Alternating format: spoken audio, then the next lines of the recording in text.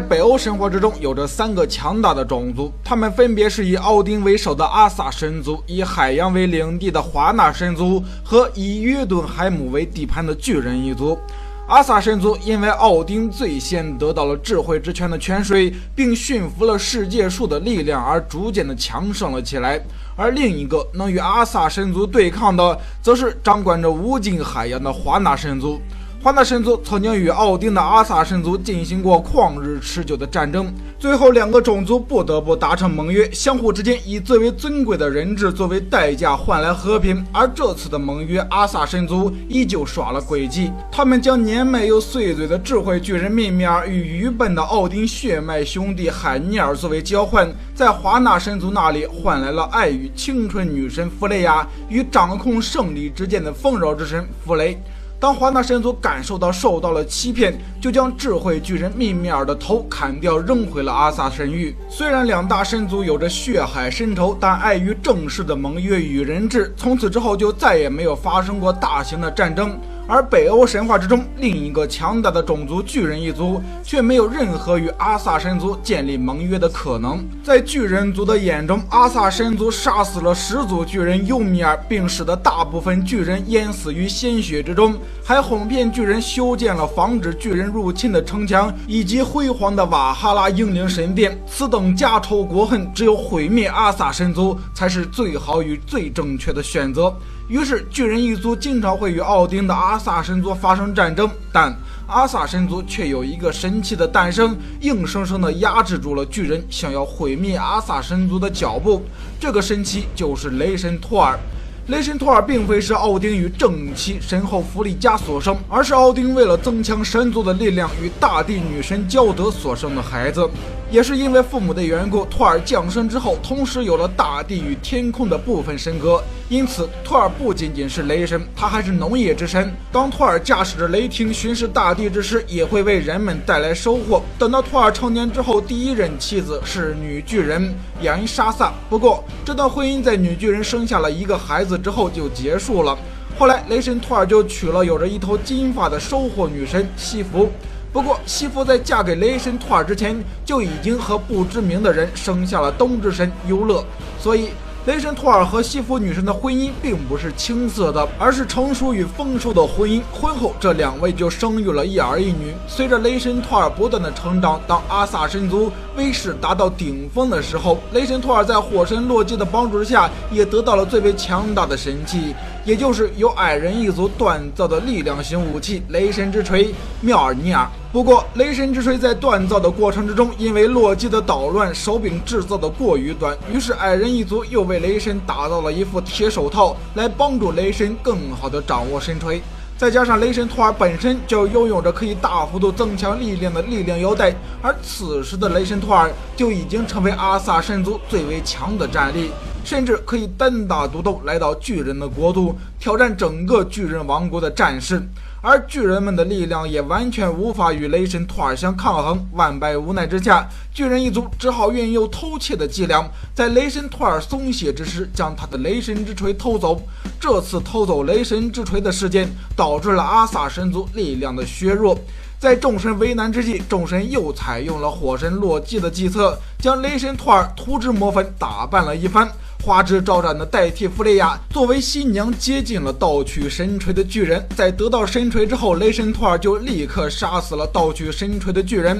这次的事件之后，巨人一族彻底的明白了，如果想要打败阿萨神族，就必须首先打败雷神托尔。于是巨人一族在接下来的日子里开始酝酿一个巨大的计划，而这次的计划将专门针对最强的雷神托尔。而在命运的指引之下，阿萨神族也知晓了这一次巨人酝酿的计谋将决定接下来阿萨神族与巨人族很长一段时间是否会有战争。为了将赢面扩展到最大，奥丁命令最强的雷神托尔携带着最强的辅助以及外挂火神洛基前往巨人一族的地盘进行力量上的竞技，以此来震慑整个巨人一族。于是雷神托尔驾驶着有2头巨大的山羊拉着的黄铜战车，带上火神洛基踏上了旅途。在夜晚，雷神托尔来到了一个凡人的农庄里进行休息。当农庄一家看到雷神托尔前来住宿，惊喜之余却为难地诉说，因为寒冬，整个农庄都没有可食用的牲畜。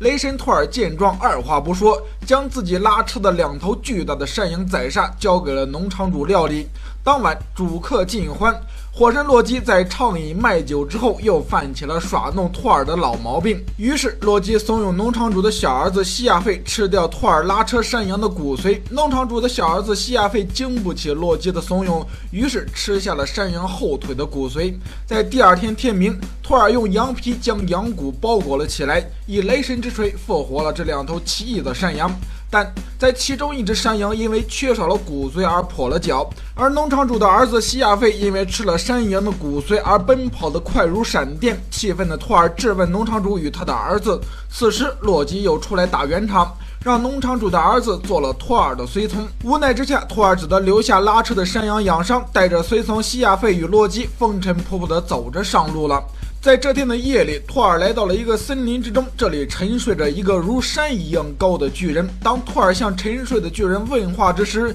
巨人慵懒的声音与怠慢的神情激怒了雷神托尔。于是托尔举锤向巨人的头部砸去，结果能够开山碎石的神锤无法对巨人有任何的伤害，这让火神洛基都目瞪口呆。要知道，雷神托尔的神锤甚至可以抗衡水王奥丁。此时托尔也惊了，他不可思议地看着手中的神锤。要知道，刚才的力道足以打碎一座大山。托尔仍不死心，于是又全力以赴地砸出了2锤，结果却发现无论如何都无法伤害这个巨人。此时天已经微亮，巨人醒来，看着满头大汗的托尔，巨人佯装非常好奇的神色，询问是否是因为昨天有蚊子而没有睡好。而此时雷神托尔涨红了脸，看着巨人，一句话也没能够说出。自从托尔出生就没有收到过这样的嘲讽。在洛基的宽慰之下，托尔不得不带着一肚子闷气来到了巨人族的领地。托尔与洛基的到来意外地受到了巨人一族的热烈欢迎。雷神托尔心中有气，在宴会之上就要求与巨人一族比试。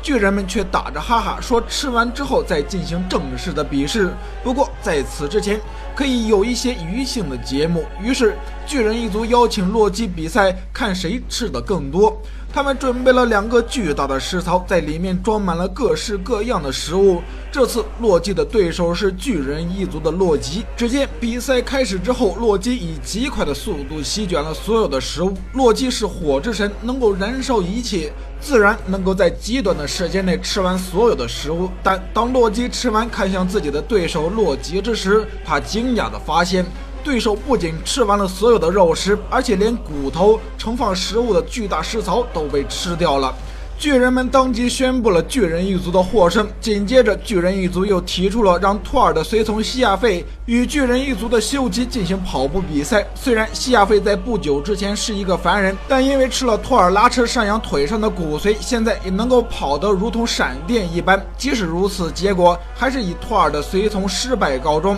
受不了接连失败的打击，与巨人冷嘲热讽的雷神托尔盛怒地要求亲自出赛。而巨人一族脸上却挂上奸计得逞的表情。首先，巨人拿出了一个雕刻精美并刻有符文的牛角杯，并满怀真诚地对托尔说道：“哦，强大的雷神托尔，这个杯中盛放着巨人之酒，我们这里所有的人都能够一口喝完呢。即使不行，2口总应该能喝得完。来，先干了这杯酒，我们再接着比赛。”盛怒的雷神托尔二话不说，接过牛角杯，仰头便喝了下去。但托尔不断的吞咽，直到忍不住停下换气，也没能够将牛角杯中那又咸又涩的巨人之酒喝完。不信邪的托尔又接连喝了第2口与第3口，结果喝得腹内鼓胀，也没能够丝毫喝完酒水。巨人却哈哈笑着劝托尔不必在意，同时拿出一个身子修长可爱的猫咪说道：“强大的雷神托尔，喝不完美酒没关系，来抱一抱这只猫咪来缓解一下尴尬吧。我们巨人一族都喜欢这可爱的小东西呢。每一次将它抱起来，我们的心都被治愈了呢。”此时的托尔正因为喝不完酒而开始怀疑自己。听到巨人的话语，托尔没有多想，上前开始抱起了这只身子修长的猫。结果托尔却发现自己无论如何都无法抱起来这只猫。猫的身子随着托尔的托举远离了地面，但猫的爪子还在地上。托尔用尽了全力，才仅仅让猫的一只爪子抬了起来。这时巨人却笑着出来打圆场，说道：伟大的雷神托尔，举不起来猫咪没有多大的事情，毕竟它是我们巨人国度的猫，不是谁都有能力抱起来吸的。听出讽刺意味的托尔气得双眼通红，提出要与巨人一族比试力气。巨人们看着气到发疯的托尔，佯装无奈地说道：哎呀，既然如此强大的雷神托尔，那就来和我们的老乳娘比比力气吧。毕竟我们巨人一族即使是老乳娘，力气也是很大的呢。此时在巨人之中走出了一个体态佝偻的老妇，托尔上前与其摔跤，却发现抱住老妇之时，自己的臂膀竟然变得毫无力气，一股无力之感涌上托尔的心头。无论托尔怎样都无法调动起全部的力量。最后这次的比赛以巨人一族胜利告终。到了晚上，巨人一族举办起了盛大的晚宴，在巨人的欢声笑语之中，大家各自畅饮着美酒，享受着美食。只有来自阿萨神族的雷神托尔坐在一旁。此时的雷神托尔陷入了自出生以来都没有过的自我怀疑之中。来到巨人的国度，托尔无法喝干一杯酒，没有办法抱起一只猫，甚至没有办法摔跤摔过一个老妇人。而在托尔一旁的火神洛基则较有兴致地看着这一幕，这可是千载难逢的一出好戏。在煎熬了一夜之后，雷神托尔带着随从与洛基返回阿斯加德。在途中，托尔又遇到了那个三锤头都没有办法伤害到分毫的巨人。那个巨人似乎有些难为情地对雷神托尔说道：不必得如此垂头丧气，雷神托尔啊，你已经向我们巨人一族展示了力量。我们巨人一族崇敬强者，虽然我们使用了一些小伎俩，但相信即使我们不说出来，你也很快就会知道真相。原来所有的一切都是巨人族准备好的测试。在路途上遇到的那个沉睡的巨人，之所以能够扛得下雷神之锤的暴击，是因为将山隐形之后作为阻挡。而如今原本是山峰的地方，被雷神托尔砸出了3个巨大的山谷。与洛基比赛的洛基则是野火幻化而成，可以快速的燃烧所有的东西，而且无法被控制，所以连食槽都被燃烧殆尽。与托尔的随从赛跑的则是思想幻化而成的巨人，雷电当然无法跑过思想的速度。说完这些，看着神色有些生气的雷神托尔，这个巨人快速的离开了，而托尔却并没有追上去，而是继续的消沉。毕竟他真的没有喝光一杯酒，举起一只猫和打败一个老妇人。而此时洛基却发出了爽朗的笑声。洛基再也忍受不了隐瞒事情的真相，毕竟看着傻大哥托尔由沮丧再变得斗志昂扬也是一种乐趣。在洛基的讲述之中，托尔逐渐的明白，原来那个牛角杯连通着大海的深处，托尔连饮3口，引发了整个大海的海啸，差一点没把大海喝干。而那个无法举起的猫，是洛基以女巨人安格尔波达所生的3个孩子之一，世界之蛇耶梦加德。耶梦加德环绕着整个世界，即使是当时托尔举起了那只猫的一只脚，就引发了整个世界的动荡。而最后那个老妇人则是由老年幻化而成，无论什么样的生物或神灵，